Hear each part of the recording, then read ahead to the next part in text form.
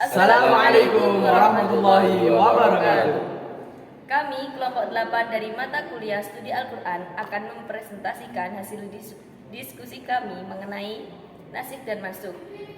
Yang di sebelah saya ada Mas Azmi dan sebelah kirinya ada Mas Fajrul dan saya Irfa. Pengertian dari nasikh dan mansukh akan dijabarkan oleh Mas Fajrul. Silahkan Mas. Oke, sebelumnya saya akan menjelaskan tentang apa sih itu nasikh dan mansukh sendiri. Dari pemahaman yang saya dapat dan referensi yang saya peroleh, yakni nasikh yakni hukum yang baru atau menggantikan dan membatalkan. Itu dari nasikh. Kalau sementara dari mansukh yakni sementara hukum yang dibatalkan atau yang dihapuskan, itu disebut mansukh. Jadi gini, sesuatu kita boleh merubah hukum dari satu hukum ke hukum yang lain dengan alasan tertentu dan dengan tujuan supaya hukum tersebut bisa berguna bagi semua orang, utamanya umat muslimin dan muslimat. Itu karena kita membahas tentang nasikh dan mansukh yang kita peroleh. Jadi kita bisa mengubah hukum dari satu hukum ke hukum yang lain dengan alasan tertentu dan mandorot yang sangat bermanfaat bagi semua orang. Itu nasikh dan mansukh. Dan juga ada beberapa macam yang akan dijelaskan oleh teman saya Azmi. Silakan. Sini saya menjelaskan tentang macam-macam nasikh dan mansukh. Macam-macam nasikh dan mansukh sendiri ada 4. Yang pertama Al-Quran dengan Al-Quran, yang kedua Al-Quran dengan Al-Hadis, yang ketiga Al-Hadis dengan Al-Quran, dan yang keempat adalah Al-Hadis dengan Al-Hadis. Maksudnya Al-Quran dengan Al-Quran adalah menggantikan hukum yang ada di dalam Al-Quran dengan Al-Quran itu sendiri. Kalau yang Al-Quran dengan Al-Hadis itu menggantikan hukum yang ada di dalam Al-Quran dengan hukum yang ada di hadis. Yang selanjutnya ada pun cara mengetahui nasikh dan mansukh itu ada 3 cara. Yang pertama, keterangan tegas dari Nabi Muhammad SAW. Dulu Nabi pernah berkata, jangan berziarah makam. Terus setelah beberapa saat Rasulullah memperbolehkan untuk berziarah dan menyuruh. Yang kedua, kesepakatan umat bahwa ayat ini telah menjadi nasikh dan mansukh. Dan yang ketiga, mengetahui mana yang lebih dahulu dalam perspektif sejarah. Dan yang selanjutnya implementasi akan dijelaskan dengan teman saya Mbak Irfa. Implementasi penerapan nasikh pada penggunaan Al-Quran penulis kategorikan menjadi 2, yaitu periode klasik dan periode modern. Yang dimaksud dengan periode klasik sendiri yaitu jika kita menerapkan konsep nasikh pada masa ini, padahal ulama cenderung memahami nasikh adalah penghapusan, maka dampak yang akan timbul adalah akan mengurangi ayat-ayat Al-Quran dan fungsi Al-Quran sebagai hidayah. Sedangkan periode modern yaitu adalah menjadikan pemahaman dan kesempurnaan Al-Quran secara keseluruhan dan mampu menjawab tantangan zaman. Terima kasih. Ya, dari ketiga penjelasan tadi ya, dari saya sendiri, Mas Azmi dan teman saya Mbak Ilva, saya bisa menyimpulkan supaya audien pendengar sendiri bisa memahami lebih menyeluruh dan secara terperinci. Oke, jadi gini, kita hidup di zaman yang era modern sekarang, makanya kita harus benar-benar bisa memilah mana hukum yang benar dan mana hukum yang kalau lisan hadis itu dhaif atau tidak dibenarkan. Jadi gini, nasikh dan mansukh yaitu ketika hukum yang dulunya tidak diperbolehkan dan sekarang diperbolehkan dengan alasan yang tertentu yang sudah saya sebutkan tadi, yakni secara mutlak benar-benar bermanfaat dan sangat berguna bagi seluruh umat muslim utamanya.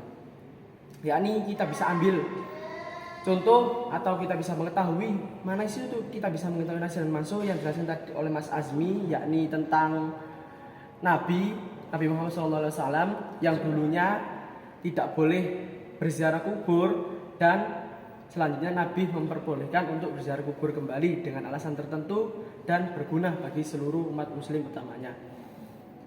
Dari gambaran tadi saya juga bisa mengambil sejarah.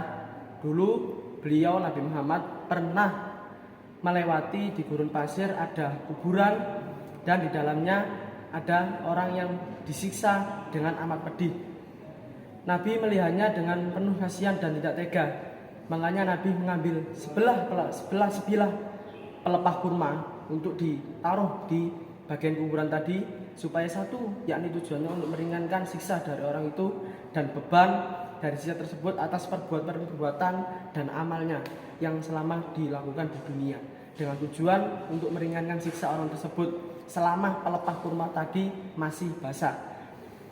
Dan itu pun kita bisa ambil pelajaran dari sejarah itu tadi, dan contoh yang dijelaskan oleh Mas Azmi, yakni kita bisa mengubah dari satu hukum yang dulunya tidak boleh menjadi boleh dengan alasan mutlak dan benar-benar bersumber dari Al-Quran, Al-Hadis, Ijma' dan Qiyas. Dan adapun ulama dulu cenderung memahami nasik adalah penghapusan. Benar adanya penghapusan, yakni ada beberapa hukum yang dulunya tidak boleh untuk dilakukan dan sekarang boleh dilakukan dengan alasan kemaslahatan umat sekarang. Yakni kita bisa, janganlah kita merubah hukum-hukum menurut diri kita sendiri atau perspektif pengumuman sendiri. Terkadang orang juga bisa memahami, oh ini hukum dari orang ini, saya mau menggantikan. Terkadang itu tidak bolehkan oleh ulama. Makanya itu ketika kita ingin melakukan atau mengubah suatu hukum, kita benar-benar harus mencari, yakni satu, pendapat yang benar-benar benar, dua, cari referensi yang bagus, yang ketiga, kita meminta saran kepada orang-orang yang soleh seperti kiai, ulama, syekh utamanya, atau penganut-penganut paham thariqah yang lain. Itu kalau kita benar-benar ingin mengubah dari satu hukum yang sebelumnya tidak boleh menjadi boleh. Itu pun kita harus ada caranya bagaimana kita mentasheh hukum tadi yang asalnya tidak boleh menjadi boleh. Jangan kita semena-mena ingin mengubah satu hukum itu tersebut dengan pendapat kita sendiri, itu tidak dibolehkan. Makanya itu apa sih, terkadang orang menanyakan buat apa ulama. Nah itu kita di situ bisa ketika, nah betul, dari Mbak Ilva tadi sebagai patokan dan pedoman dan contoh yang kita bisa dapat ambil dari ulama tadi ya. Jadi pesan saya kepada para audien, jangan sekali-kali mengganti dari hukum yang satu ke hukum yang lain dengan alasan yang mutlak dan tidak benar-benar bermanfaat bagi seluruh umat. Jadi kita bisa mengambil contoh dari hukum tadi yang berziarah contohnya. Tidak boleh menjadi boleh dengan alasan yang mutlak kan, benar-benar bermanfaat bagi kita dan semua umat Islam utamanya, yakni berziarah kubur supaya satu, kita bisa mengingatkan akan hal kematian, supaya kita tidak sombong akan duniawi dan apa yang kita dapatkan, yakni entah itu sebuah jabatan, kedudukan maupun pangkat yang tinggi dalam sebuah lembaga. Jadi tidak ada yang perlu disombongkan di dunia ini, dan kita hanya bisa kalau datang untuk mengingat kematian dan kematian. Soalnya apa sih yang kita bawa besok ketika mati? Yakni cuma sehelai kain, dan itu pun tidak lebih mahal harganya dari sebuah mobil. Oke, itu dari kami kelompok 8 materi nasi dan mansuh mengucapkan mohon maaf yang sebesar-besarnya bila ada salah kata maupun kekeliruan, mohon dimaafkan. Kurang lebihnya kami mohon maaf. Wabillahi taufiq wal hidayah, waridho wal inayah. Assalamualaikum warahmatullahi wabarakatuh.